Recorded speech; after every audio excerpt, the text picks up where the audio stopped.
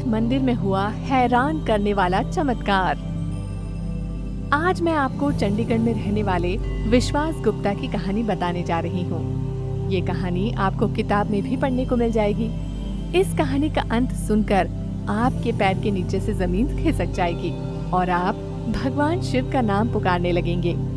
विश्वास गुप्ता जी बताते हैं कि वे चंडीगढ़ के ही रहने वाले हैं और वे अपने माँ बाप के इकलौते लड़के हैं। मेरे पिता बैंक से रिटायर्ड पर्सन हैं और मेरी माता एक सरकारी रिटायर्ड टीचर हैं और मैं शिमला में सरकारी काम करता हूँ। मेरे घर में पहले से ही धार्मिक माहौल था और मेरे माता पिता शिव भक्त थे। ये सारा मोहल्ला जानता था। मेरे घर के पास में एक शिव मंदिर है और एक धार्मिक स्मृति भी। वे दोनों इसमें मेंबर भी हैं। मेरी ड्यूटी शुरू से ही शिमला में लगी थी। एक दिन मेरे माता पिता का मुझे फोन आया और उन्होंने कहा कि वो केदारनाथ की यात्रा पर जाना चाहते हैं। महादेव काफी समय से उन्हें बुलावा भेज रहे हैं, मगर हमसे बाहर जाना संभव नहीं हो पाया। मगर इस बार मंदिर की तरफ से एक जत्था दर्शनों के लिए जा रहा है, तो तुम हमें केदारनाथ के दर्शनों के लिए ले चलो। ऑफिस में उन दिनों बहुत काम था। घूमने का शौक तो मुझे भी बहुत था, मगर छुट्टी मिलना अगले 3-4 महीने के लिए संभव नहीं था, तो मैंने मना कर दिया। मेरी माताजी ने कहा कि बेटा, अब हमारे जीवन का तो पता नहीं, मगर हम इस बार जरूर जाएंगे। तो इस तरह उन्होंने मंदिर के बाकी लोगों के साथ जाने का मन बना लिया। मुझे डर था कि कौन उनको संभालेगा। इतना कठिन रास्ता है, कैसे कर पाएंगे वो दोनों। समय आया तो वो दोनों निकल पड़े, मेरे बार बार मना करने के बाद भी। मेरे माता पिता ने बताया कि पहले तो सफर गाड़ियों में बहुत मुश्किल रहा, मगर जाप करते हुए हम हमारी मंजिल की तरफ बढ़ते रहे, क्योंकि शिव से मिलने की चाहत थी। फिर हमारी पैदल यात्रा शुरू हुई, जो सबसे मुश्किल काम था। पहले से ही दोनों बहुत कमजोर थे और बीमार भी रहते थे, मगर वो रुक रुक कर चलते रहे।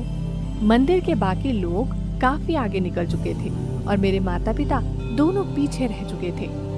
एक पत्थर के ऊपर मेरी माताजी बैठ गईं और उन्हें लगा कि ये उनका आखिरी समय आ चुका है। बस कुछ सोच ही रहे थे तो अचानक एक नौजवान लड़का उनके पास आया और बोला, महादेव आपका इंतजार कर रहे हैं, उठो और चलो, मैं ले चलता हूँ आपको। मेरी माता ने कहा कि उस लड़के के हाथ लगाते ही शरीर में एक जोश भर गया। मेरे पिता ने उस लड़के को पूछा कि बेटा, तुम कौन हो?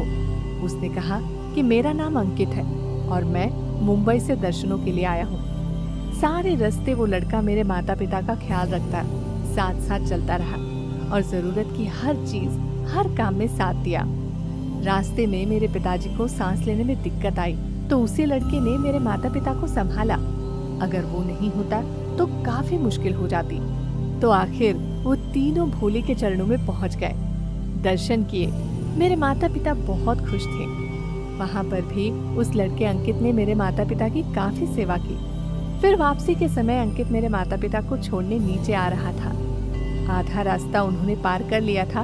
अंकित को मेरे माता पिता से काफी प्यार मिला और एक परिवार जैसा संबंध बन चुका था।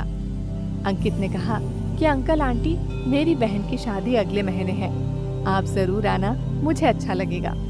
उसने कागज पर अपना पता और घर का फोन नंबर लिख दिया।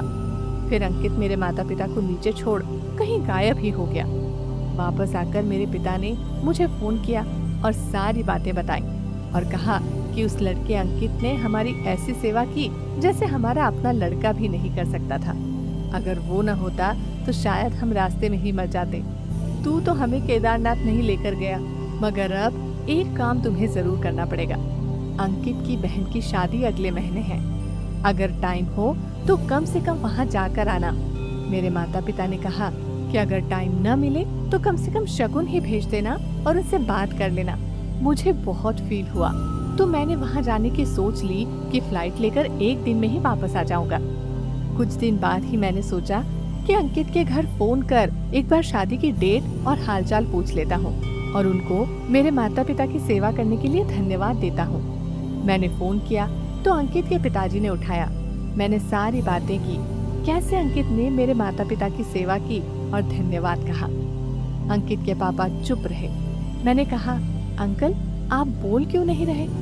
तो उन्होंने रोते हुए कहा कि बेटा, अपने माता पिता को कहना कि महादेव के चरणों में विनती करना, क्योंकि मेरे जिस बेटे अंकित की आप बात कर रहे हैं वो तो आज से 6 साल पहले ही एक कार एक्सीडेंट में मारा गया था।